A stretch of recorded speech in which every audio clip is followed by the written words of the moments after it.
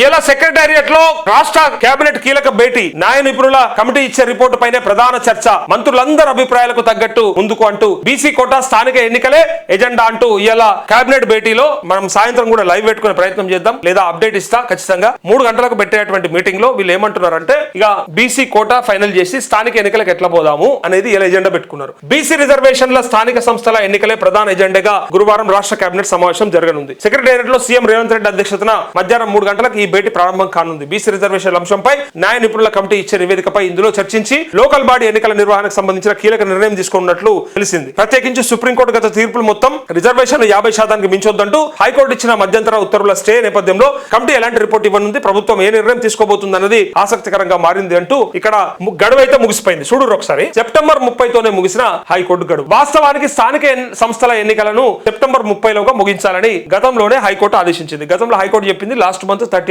లోపే కావాలి, కానీ అయిందా? కాలే కదా. అయితే బీసీ రిజర్వేషన్ల ప్రక్రియ ఆలస్యం కావడంతో అక్టోబర్ 9న రాష్ట్ర ఎన్నికల సంఘం మొదటి విడత ఎన్నికల నోటిఫికేషన్ ఇచ్చింది. కానీ అదే రోజు బీసీ రిజర్వేషన్ల జీవో 9 పైన హైకోర్టు స్టే ఆర్డర్ ఇచ్చింది. దీంతో ఎన్నికల ప్రక్రియను ఎన్నికల సంఘం సస్పెండ్ చేసింది. దీన్ని సవాల్ చేస్తూ కొందరు హైకోర్టు వెళ్లడంతో రాష్ట్ర ప్రభుత్వం ఎన్నికల సంఘం గడువు కోరాయి. ఈ నేపథ్యంలో చర్చించుకుని ఎన్నికల ప్లాన్ చెప్పాలని సూచిస్తూ హైకోర్టు నవంబర్ 3కు విచారణ వాయిదా వేసింది. దీంతో ఎన్నికల నిర్వహణ ఎప్పుడు అనేది ప్రభుత్వం ఖచ్చితంగా చెప్పాల్సిన అవసరం ఏర్పడింది. ఇప్పటికే 20 నెలలుగా రూరల్ లో లోకల్ బాడీల్లో పాలక వర్గాలు లేక ఫైనాన్స్ కమిషన్ గ్రాంట్ రావడం లేదు. ఇలాంటి పరిస్థితుల్లో స్థానిక ఎన్నికలపై కేబినెట్ ను నిర్ణయం తీసుకోక తప్పని పరిస్థితి నెలకొందని రాజకీయ వర్గాల్లో చర్చ జరుగుతుందంటూ వీళ్ళకేం తెలుసా ఈ విషయం నేను చెప్తా.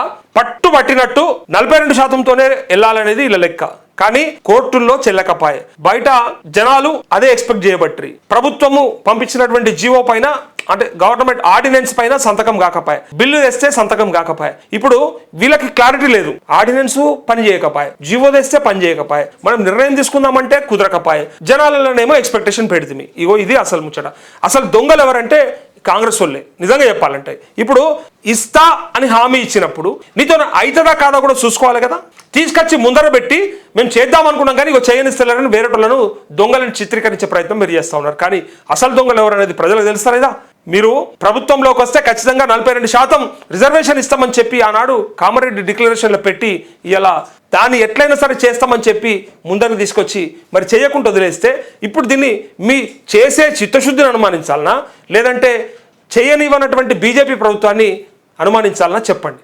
దీంట్లో మీరే తెలిసి మరి ఇది కాదు అని తెలిసి కావాలని తీసుకొచ్చి ఇలా వాళ్ళ మీద ఎత్తేస్తే వాళ్ళు మాత్రం ఏం చేస్తారని వాళ్ళ సైడ్ నుంచి మాట్లాడుతూ ఉన్నారు. అందుకే ఇక్కడ 42% రిజర్వేషన్లు ఇవ్వకుండా ఎన్నికలకు పోయే పరిస్థితి లేదు కాబట్టి, కానీ కోర్టు పెట్టిన గడువు దగ్గరకు వచ్చింది, చెప్పాల్సిన అవసరం ఉంది కాబట్టి ఒకే ఒక్క అవకాశం పార్టీల ద్వారా ఈ రిజర్వేషన్లు ఇప్పించి, అంటే పార్టీల పరంగా 42% బీసీలకు రిజర్వేషన్లు ఇప్పించి ఎన్నికలకు పోతాం అని చెప్పి కనిపిస్తా ఉంది. అదే జరుగుతుంది. ఇలా మధ్యాహ్నం అదే డిసిషన్ తీసుకోబోతా ఉన్నారు. ఇది బిగ్ బ్రేకింగ్ కాబోతా ఉన్నది. కాకపోతే దానికి ఈ అడ్డం ఉన్నటువంటి జూబ్లీహిల్స్ ఎన్నిక, ఈ జూబ్లీహిల్స్ ఉప ఎన్నిక జరిగిన తర్వాత దాని రిజల్ట్స్ను బట్టి డిసైడ్ చేస్తూ ఖైరతాబాద్ ఉప ఎన్నికను కూడా ఆలోచిస్తూ మిగిలిన 1-2 ఎమ్మెల్యేల డిస్క్వాలిఫికేషన్ కూడా ఒకసారి ఇవాళ చర్చ చేసి ఫైనల్గా స్థానిక ఎన్నికలకి ఎట్లా పోదాం, 2 సంవత్సరాలకు దగ్గరకు వచ్చింది, ఎట్లా పోదాం అనే దాని మీద ఎలా మాట్లాడుకోవడానికి కూర్చుంటున్నారు. సో ఆ కూర్చోవడంలో ఇక ఏం మాట్లాడతారు అనేది ఒకసారి మనం ఇక్కడ ఇంకా చూద్దాం. ఏం రాసిరో ఈ పత్రిక ఏం రాసిరో చూద్దాం.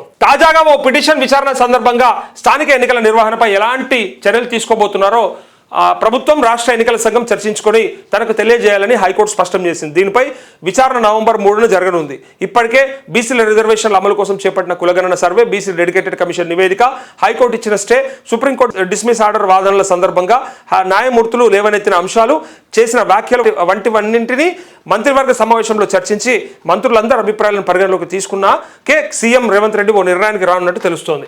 ఎంత టైం పడుతుందో చెప్పలేమన్న కమిటీ. అసలు ముచ్చటి ఇది. అసలు అది ఎంత టైం పడుతుందో క్లారిటీ లేదు.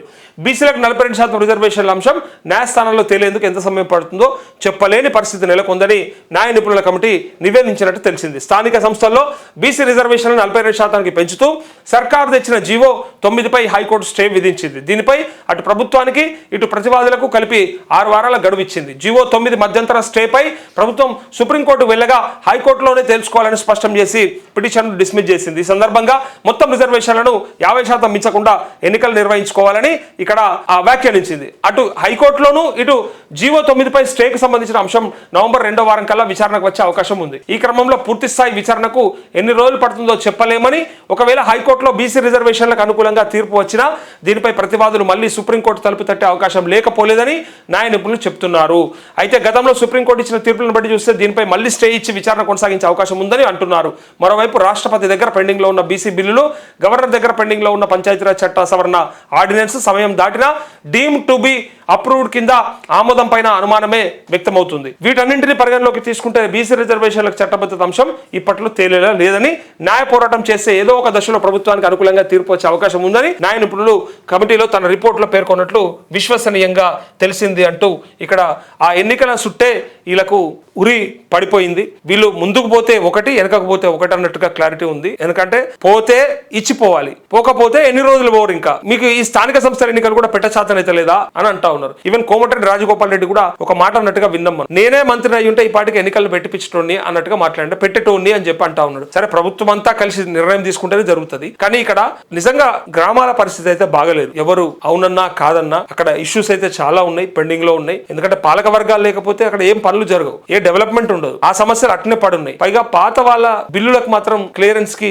దిక్కు దివానం లేదు. లక్షల రూపాయలు, కోట్ల రూపాయలు పెండింగ్ లో ఉన్నారు. వాళ్ళంతా రిక్వెస్ట్ చేస్తా ఉన్నారు.